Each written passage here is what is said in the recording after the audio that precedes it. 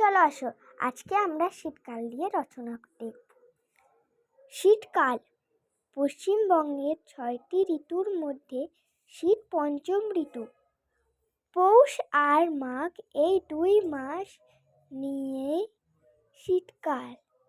অঘ্রাণ মাস থেকেই একটু একটু করে শীত পড়তে থাকে। শীতকালে বাতাস সূক্ষ্ম থাকে এবং সারাদিন শীতল বাতাস বইতে থাকে। শীতের দিনে সূর্যের আলো মানুষের কাছে মধুর বলে মনে হয়। এই সময় অনেক গাছের পাতা ঝরে যায়। শীতকালে দিন ছোট ও রাত বড় হয়। সারা রাত ধরে গাছের পাতায় শিশির ঝরে পড়ে এবং ভোরবেলা প্রকৃতির চারিপাশে কুয়াশার চাপে থাকে। শীতকালে সবচেয়ে বেশি সবজি উৎপন্ন হয়, যেমন আলু, পেঁয়াজ, বাঁধাকপি, ফুলকপি, মূলো, বিট, গাজর, পালং শাক প্রভৃতি।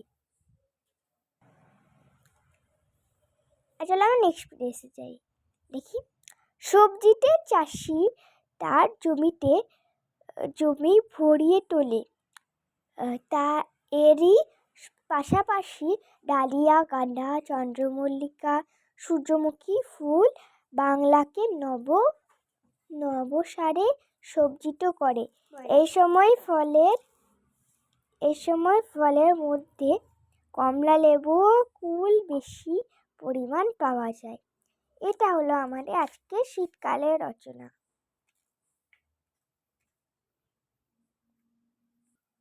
এমনি আরো রচনা দেখার জন্য আমার চ্যানেলটিকে সাবস্ক্রাইব করুন।